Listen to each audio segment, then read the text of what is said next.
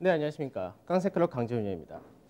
전일 국내 증시 반등을 좀 많이 했었으면 좋았을 걸 하는 생각이 드는데, 미증시가 이제 또다시 이제 테슬라라든지 니콜라를 중심한 성장주들 이쪽에 대해서 하락이 나타났기 때문에 어제 좀 강하게 움직였으면 오늘 지지 라인을 좀 더 든든하게 받지 않을까 싶은데, 우선 오늘 시장이 좀 까다롭긴 할 것 같습니다.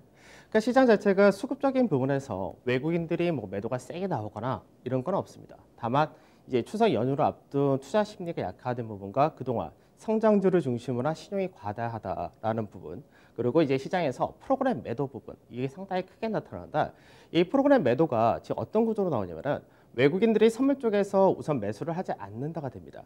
무슨 얘기냐면은 현물 시장에서 외국인들이 사는 거는 여전히 일부 종목군으로 산다가 되는데, 오히려 이쪽에서가 시장 대비해서 강세가 나타나기 때문에 베이시스가 약화되고 이로 인해서 기관에서의 프로그램 물량이 쏟아지는 형태가 되는데, 물론 이 부분은 나중에 들어오기 때문에 오히려 나중에 들어올 때는 좀 더 좋다 되는데, 현재 국면에서 어디까지 나올 거냐, 이 정도가 될 것 같습니다. 자, 하나씩 보면서 진행하도록 하죠.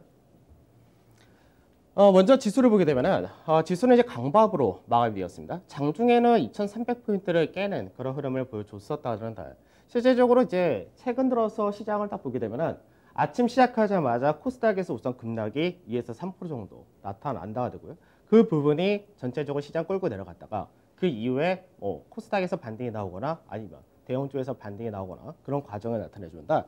어제도 비슷했다가 됩니다. 그래서 거래 대금은 13조 3천억. 그러니까 반등 거래량이 좀 작고 하락 거래량이 많다.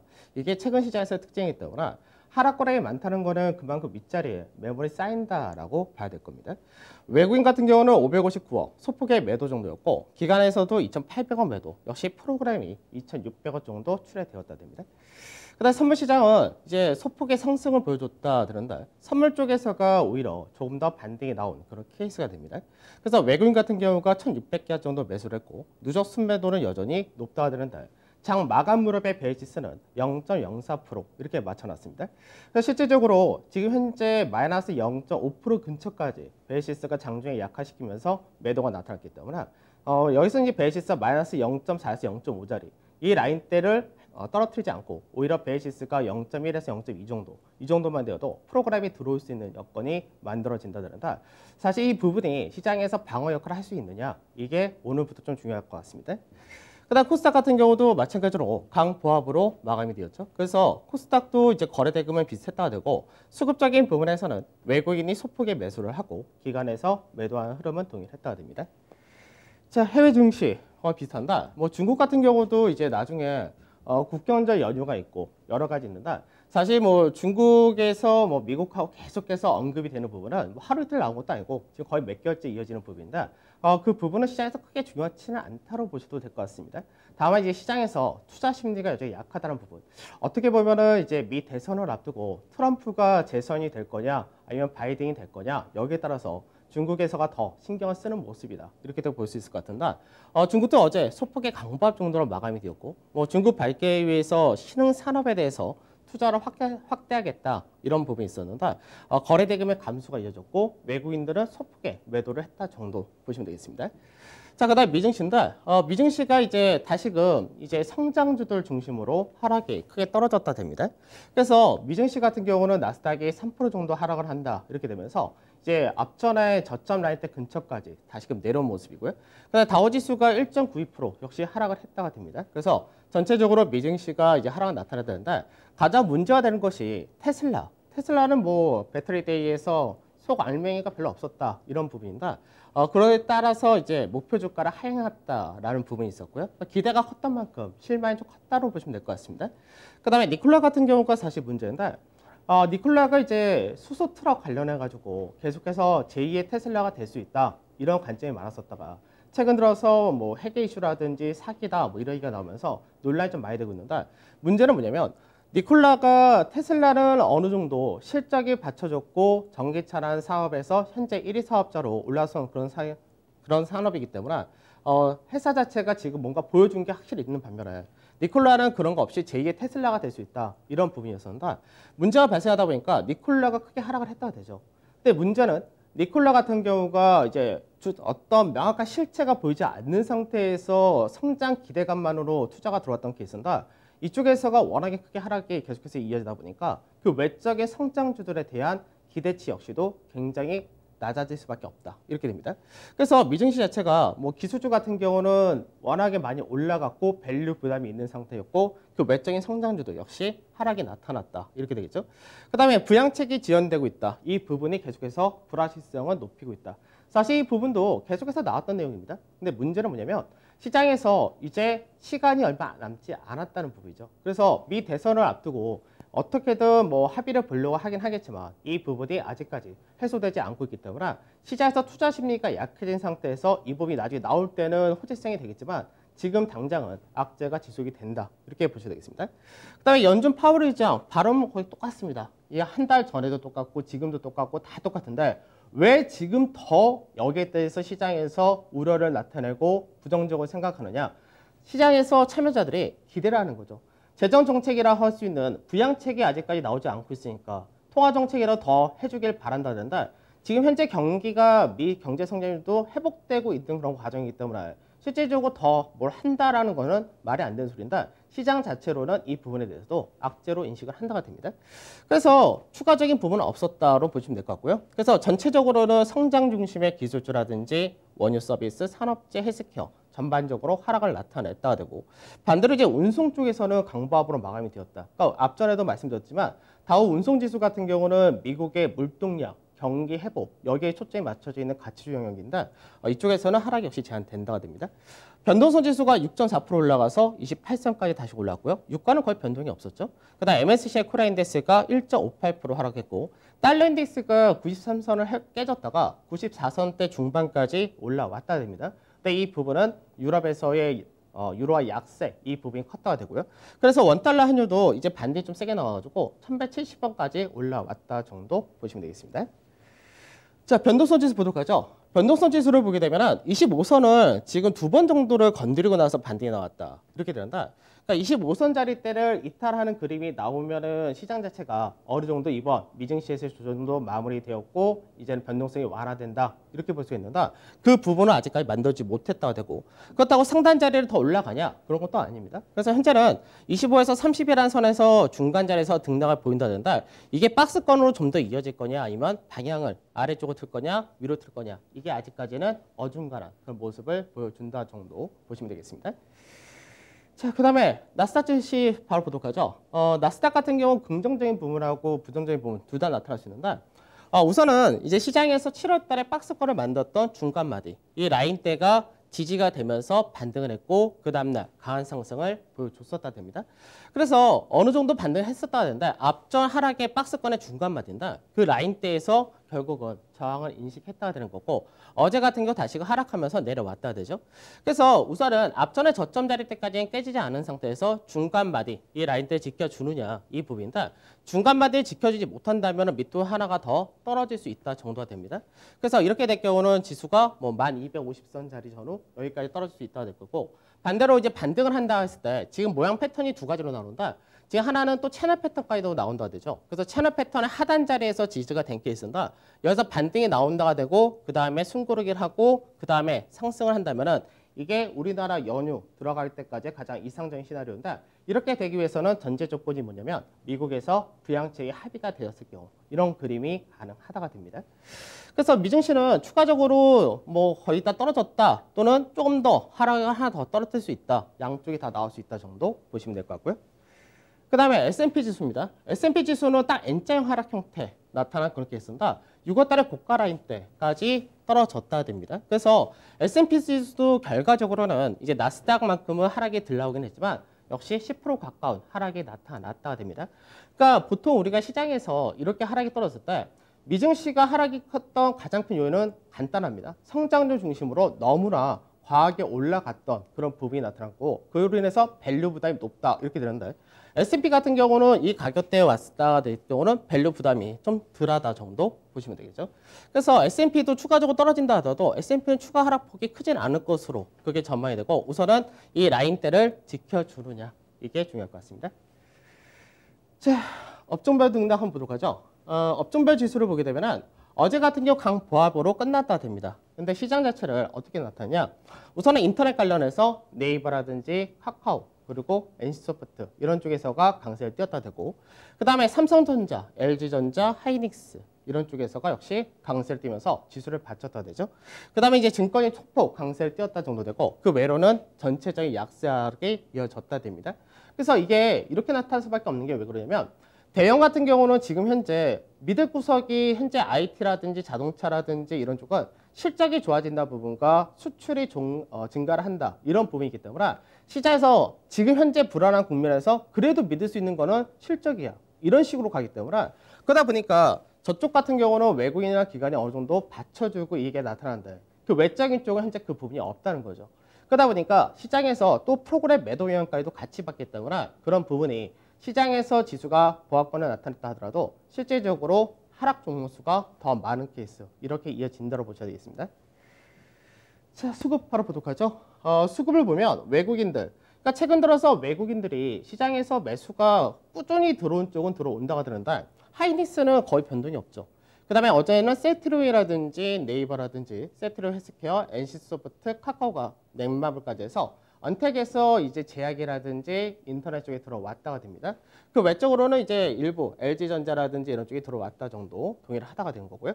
그 다음에 매도를 보게 되면 매도에서는 이제 삼성전자 우선주, 그 다음에 포스코, 현대차, 삼성 SDI, 현대모비스, 기아차 이런 식으로 나타나죠. 그래서 외국인들은 이제 자동차 쪽에 대해서도 매도가 좀 있고 그 다음에 삼성 바이오로직스라든지 삼성 SDI 같은 2차 전지 이쪽에서도 일부 매도가 나타났다 됩니다. 그러니까 업종별 종목별로 계속해서 좀 나눠진다 이렇게 봐야 되겠죠. 자, 그 다음에 기관입니다. 기관에서는 이제 하이닉스 동일하죠. 그래서 하이닉스에 대해서 역시 동반 매수 동일했고 카카오, 네이버, 대형 인터넷 동일하게 동반 매수 동일했다 됩니다. 그 다음에 포스코 들어갔고 NC소프트 들어갔고 그 다음에 LG전자 이런 식으로 들어온다. 포스코는 최근 들어서 증권사 리포트 자체가 실적 받아쳤다. 앞으로 좋아진다. 뭐 이런 식으로 좀 얘기가 나왔었고 LG전자 실적이 좋다라는 부분 동일하다가 되겠죠.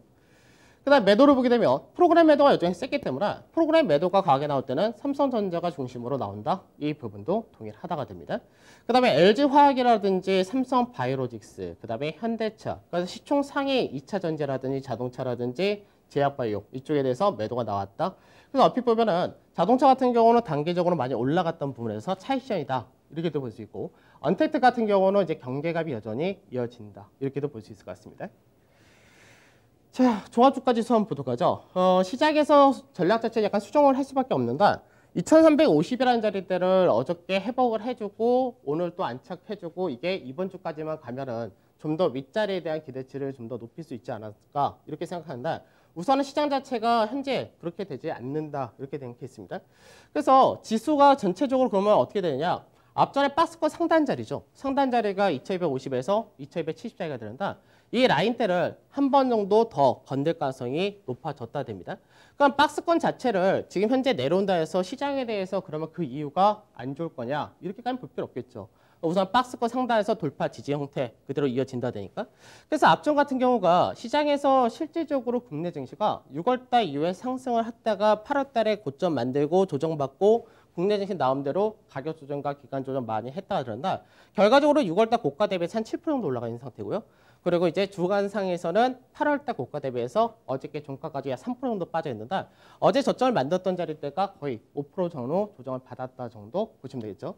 그래서 국내 증시를 미증시하고 꼭 연동시킬 필요는 없습니다. 왜 그러냐면 미증시 자체는 고밸류 그리고 성장주 중심으로 과하게 올라갔던 부분 이 부분은 국내 코스닥하고 비슷하긴 한데 국내 증시 자체적으로 실적이라든지 아니면 밸류라든지 이런 것들이 어느 정도 받쳐진다 이렇게 된 케이스이기 때문에 그렇게 크게 시장에 대해서 비관적 볼 필요 없고 어차피 이 라인대는 매수로 접근해야 되는 라인대인 거는 동일하다 이렇게 보시면 될 것 같습니다. 그래서 이번 주까지 이제 박스권의 중간마디 다음 주까지도 상관이 없긴 한데 어차피 추석 연휴 전이니까 그래서 2340이라는 자리대까지 회복해 주는 것이 현재는 제일 좋다 정도 보시면 되겠습니다. 그다음에 대형지수 보도록 하죠. 대형지수 같은 경우가 상대적으로 이제 8월달 중순 고가를 만들고 나서 조정을 거치고 상단 자리를 못 갔던 케이스였습니다. 그에 반해서 이제 중송이라든 코스닥 같은 경우는 오히려 신고가를 연결한 그런 모습을 보여줬었는데 그러다 보니까 지금 현재 대형 쪽에서는 사실 삼성전자를 비롯해서 IT와 자동차 이런 쪽이 지수를 받치는 반면에 그 외적의 언택트라든지 그 외적의 대부분이 하락이 좀 크게 나타났다 됩니다.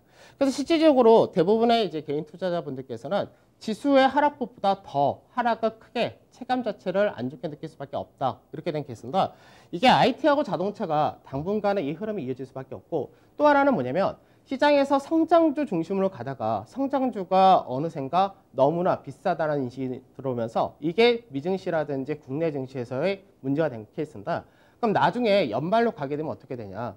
그러니까 연말로 가게 되면 성장주가 강하게 올라가기가 굉장히 어렵다가 됩니다. 그래서 어느 정도 성장주가 강세를 못 띄는 이 구간에서 결국 실적이라든지 밸류가 부담되지 않는 가치주가 강세 띄는 그 과정이 나올 수 있기 때문에 그래서 성장주에 대한 비중이 낮춰지고 가치주들에 대한 강세가 나타날 수 있다. 이 부분인데 우선은 이 라인 때 역시 지켜줘야 된다. 똑같은 케이스가 될 거고요. 그리고 나서 시장에서 그 다음에 어느 정도 순환이 도느냐 그리고 프로그램이 들어오느냐 아마 이 싸움이 될 것 같습니다.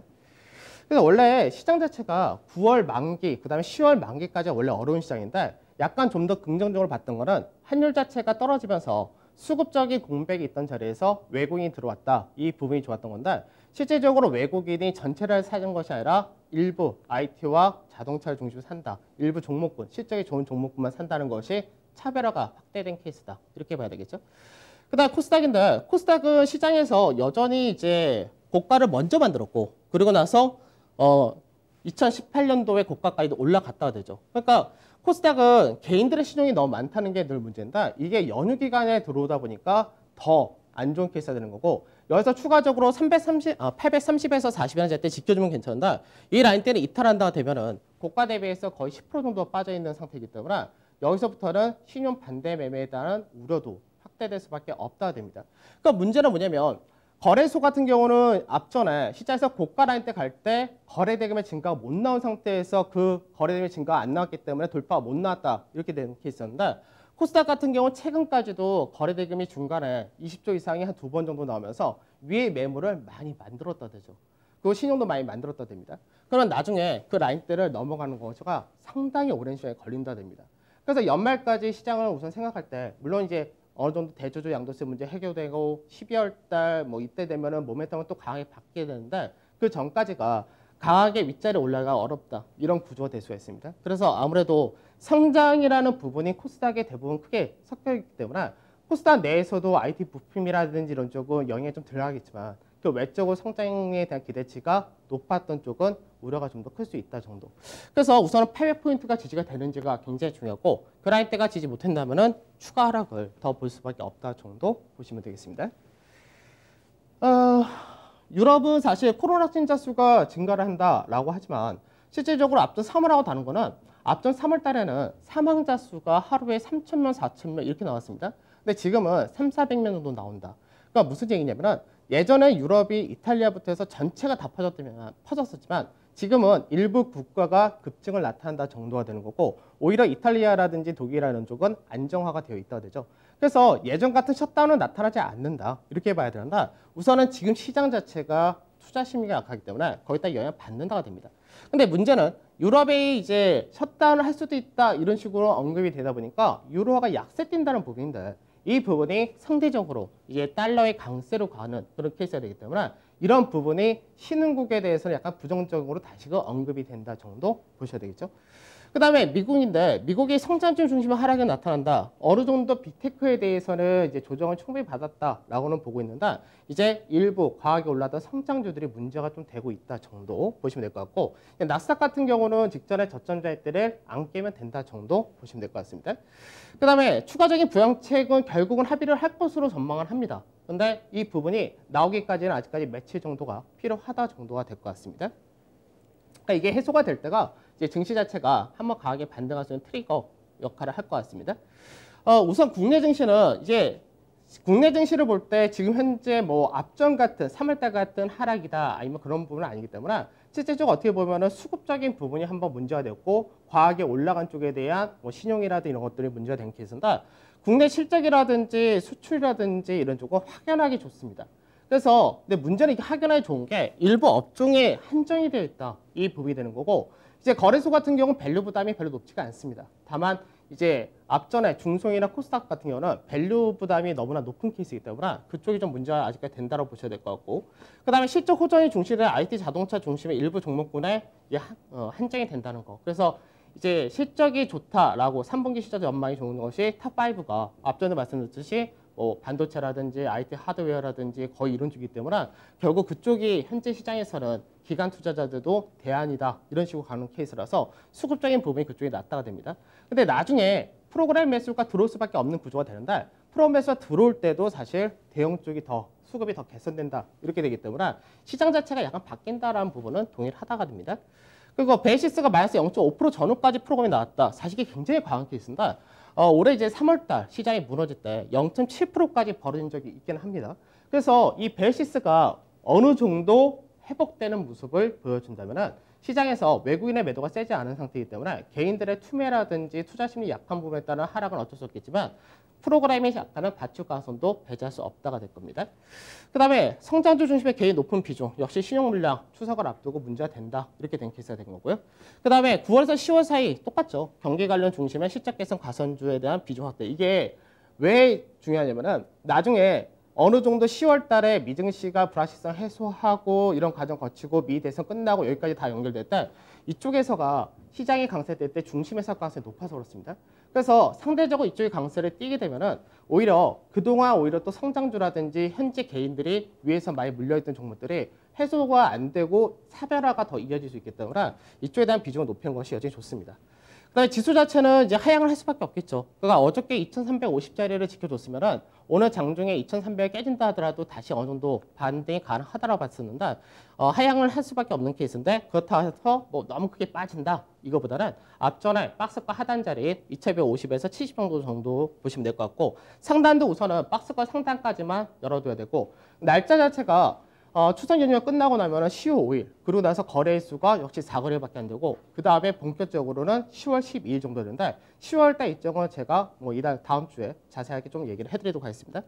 그다음 코스닥은 이제 중요 지지를 받아주느냐 이 상태로 들어왔다고 보셔야 되겠고요. 반도체라든지 자동차 그 다음에 2차 전지 인터넷 이쪽도 이제 없는데 열선 대신 대형만 하셔야 된다 정도 동일하게 보시면 될 것 같습니다. 추석 연휴를 앞두고 사실 올라가면 좋겠지만 추석 연휴를 앞두고 오히려 안 좋은 케이스입니다. 그러면 이럴 때는 어쩔 수 없습니다. 시장에서 뭐 대비를 하셨던 분들은 이제 또 사시면 되겠지만 그렇지 않다 하신 분들은 추석 이후의 시장을 생각하셔야 되고 업종별 차별화가 이어진다. 이 부분도 체크를 하셔서 교체를 좀 하신 전략까지도 하셔야 될 것 같습니다.